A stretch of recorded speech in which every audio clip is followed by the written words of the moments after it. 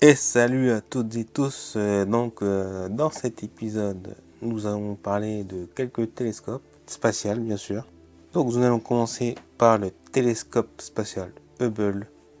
L'histoire remonte à 1949, quand un astronome, Lyman Spitzer, et oui, lui-même, avait parlé des avantages d'un observatoire spatial, du coup, qui permet de limiter par la diffraction plutôt que par les turbulences de l'atmosphère qui fait scintiller les étoiles et qui est connu des astronomes. Et deuxièmement, un télescope solaire pourrait observer les infrarouges et les ultraviolets qui sont fortement absorbés par l'atmosphère.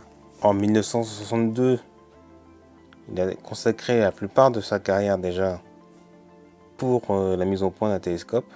En 1965, Spitzer est nommé à la tête du comité chargé de définir les objectifs scientifiques, finalement voté en faveur du financement du projet en 1977. Et pour la mise en place du télescope, il y a eu bien sûr le revers à cause de du malheureux incident de la navette spatiale Challenger, du coup qui a finalement reporté le lancement de Hubble. Et c'est en avril 1990 que finalement la navette spatiale Discovery décolle avec à l'intérieur de sa soute le télescope Hubble, nommé d'après Edwin Hubble.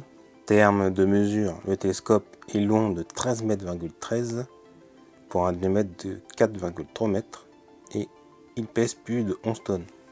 Il y a une excellente vidéo de Stardust qui parle sur Hubble. Il faut sauver Hubble. Super vidéo. Je vous mets le lien dans la description et dans la fiche dans le petit i. Et la première grande désillusion de l'histoire de la mise en point et de la mise en place de Hubble, à la stupéfaction des scientifiques et des ingénieurs, c'est que les photos apparaissent floues. Donc on imagine tout le patafort que ça a dû faire, avec les milliards que ça a coûté. Et l'origine est une aberration sphérique, soit le miroir principal, ou le miroir secondaire, ou soit des deux. Bien sûr, les scientifiques ont pu résoudre le problème et ils ont lancé une mission de sauvetage, d'où l'épisode que je viens de vous parler sur la chaîne de Stardust. Il faut sauver Hubble. Et il y a également, beaucoup plus tard, problème de gyroscope qui jusqu'à maintenant est toujours d'actualité, à savoir que le télescope a une longévité hors du commun par rapport à tous ses frères, car le télescope spatial James Webb qui est en retard permet à Hubble de continuer à nous offrir des photos magnifiques en attendant son successeur. À savoir que tout le long des missions des navettes spatiales, il y a eu une maintenance pour le télescope, jusqu'à l'arrêt évidemment des navettes spatiales qui entre guillemets ont condamné le télescope à ne plus être maintenu, on va dire techniquement et manuellement, mais les ingénieurs ont réussi à distance à pouvoir le faire changer de position par rapport au gyroscope pour continuer à l'utiliser jusqu'à aujourd'hui. Notamment grâce à Hubble, il y a eu la mesure de l'âge et de la vitesse d'expansion de l'univers en comparant des images prises une certaine année et ensuite quelques années plus tard pour justement constater la constante de Hubble de 50 à 10%. Et grâce aussi à Hubble, nous avons pu apprécier la grande variété des formes, des dimensions et des couleurs des galaxies qui se trouvent dans l'univers lointain, car une toute petite partie a été prise par Hubble entre certaines étoiles, mais vraiment je crois que c'était quasiment aussi petit qu'un pixel. Et en fait, quand ils ont travaillé sur ces photos, il y avait d'innombrables galaxies. C'était juste exceptionnel cette découverte. Donc justement, en fait, La région qui Hubble a pris à la mesure d'un pixel, c'est encore vraiment plus petit. C'est vraiment exactement 30 millionièmes du ciel et contenant plusieurs milliers de galaxies.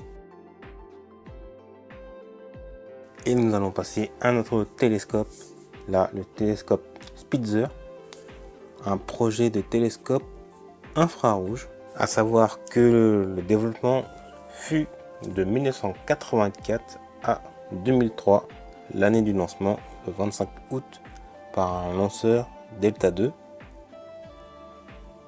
Et ils ont commencé à y réfléchir dès 1983, après les résultats spectaculaires du télescope spatial infrarouge IRAS.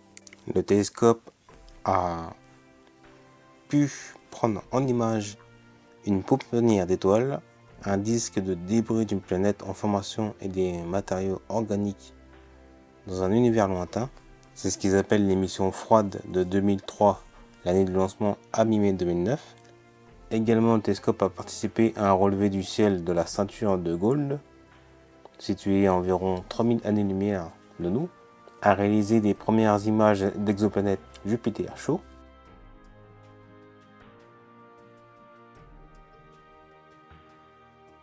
À la base, cette mission froide aura dû durer 2,5 ans et au final, elle s'achève 15 ans après.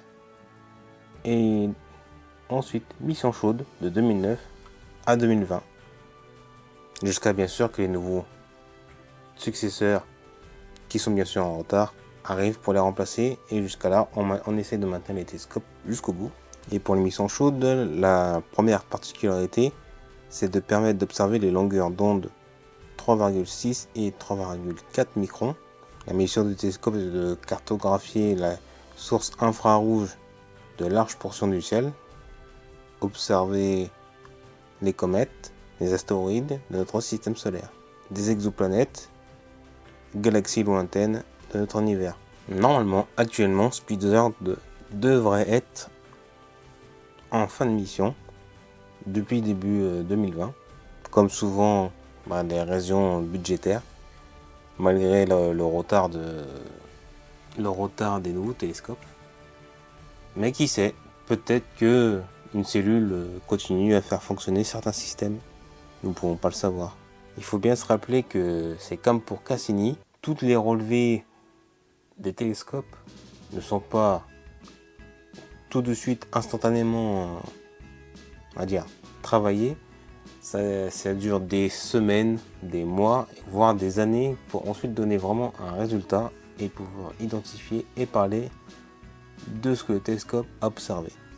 Donc peut-être que dans 5 ans ou 10 ans, ils vont nous révéler que dans l'année 2020, ils ont finalement utilisé le télescope et qu'ils ont pu observer d'autres phénomènes ou événements. Concrètement, l'objectif scientifique, c'est dans tous les objets de l'univers produisent en continu des émissions dans l'ensemble du spectre électromagnétique, lumière visible, infrarouge, ultraviolet, ondes radio, rayons gamma et rayons X. Et justement, c'est ça qui peut nous permettre, qui peuvent permettre les astronomes, pas nous, mais les astronomes, à faire des découvertes, à comprendre certaines choses, comme pour la naissance de nouvelles étoiles, des milieux interstellaires, de la poussière interstellaire, et plein d'autres choses. L'observatoire Spitzer peut étudier le processus de formation des planètes. Par contre, il n'est pas capable d'observer les exoplanètes, mais il ne peut observer les disques protoplanétaires. Donc ça, déjà, ça peut être quand même intéressant, même si on ne peut pas voir les exoplanètes, de pouvoir voir les disques protoplanétaires pour les scientifiques et les astronomes, et même pour nous en tant qu'amateurs. C'est toujours joli à voir, toujours sympa à savoir, et de pouvoir justement apprendre certaines choses.